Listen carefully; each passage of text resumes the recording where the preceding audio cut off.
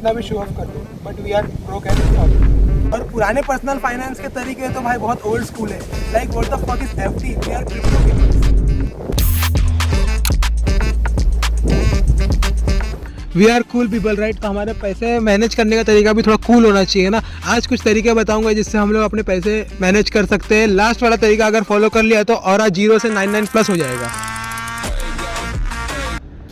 तो ये हमें लेकर आता है हमारे पहले टॉपिक की तरफ, इनकम वर्सेस एक्सपेंस।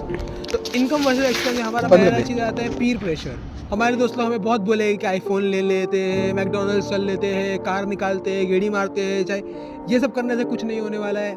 अगर आप लोग EMI पे रह रहे हो और अगर आपके महीने की EMI अगर 5,000 रुपये, अगर आपने 1 लाख रुपये का फ़ोन लिया है और महीने का EMI 5,000, आप लोगों को तो लगेगा वाह 5,000 रुपये में मेरा फ़ोन मिल गया है, पर वो 5,000 आपके अकाउंट से हर महीने कटेगा। और अगर आपकी इनकम 0 रुपीज़ है तो आपको ये नेगेटिव में लेके जा सकता है। इसको अवॉइड करने का एक सिंपल रूल है, अगर हम लोग हमारी इनकम से या फिर हमारे पास जितना पैसा है अगर उससे हम लोग वो चीज़ 2 बार नहीं खरीद सकते तो हमें सिंपली वो चीज़ नहीं खरीदनी चाहिए। जब तक हम लोग उसको 2 बार खरीदने का पैसा नहीं होगा तब तक हमें वो चीज़ नहीं खरीदनी चाहिए। और यही हमें लेके आता है हमारे दूसरे टॉपिक की तरफ, जो कि है सेविंग इज़ डेड। अगर आप अपने बैंक अकाउंट में आज भी वो पैसा सेव करते हो नॉर्मली सेविंग अकाउंट्स में 3% इंटरेस्ट रेट के साथ, तो तुम्हारा पैसा धीरे धीरे खत्म हो रहा है।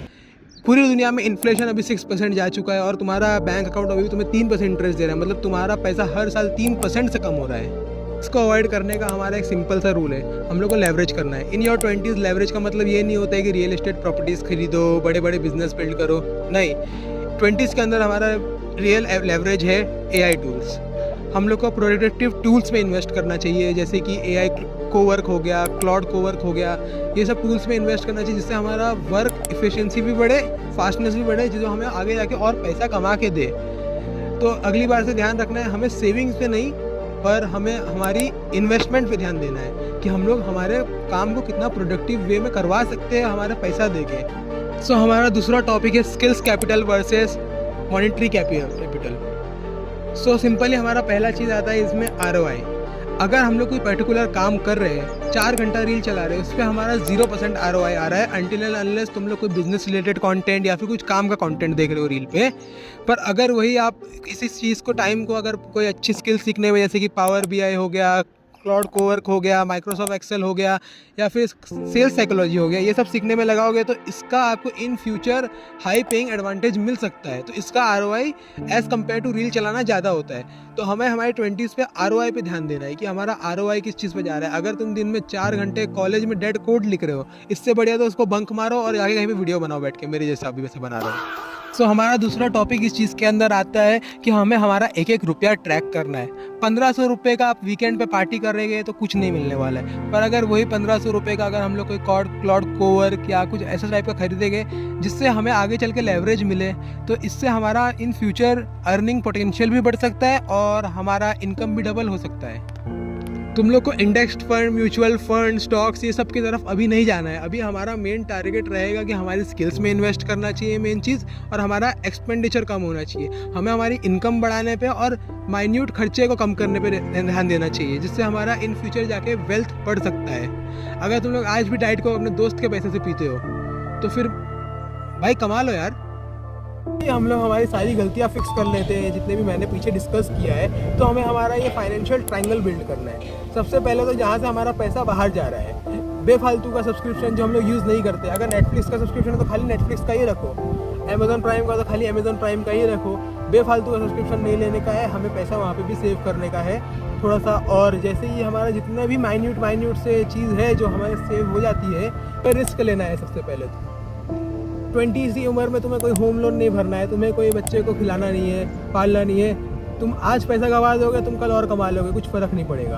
तो सबसे पहले तो एक इमरजेंसी फ़ंड बनाना है हम लोग को। इमरजेंसी फ़ंड ऐसा रहेगा कि आपकी 6 महीने का फूड, ट्रैवल और लिविंग एक्सपेंस को उसके अंदर जमा करके रखना है 6 महीने तक का, कि 6 महीने तक अगर तुम सिर्फ सो रहे हो तो 6 महीना पूरा एकदम अच्छे से सिक्योरली कट जाए।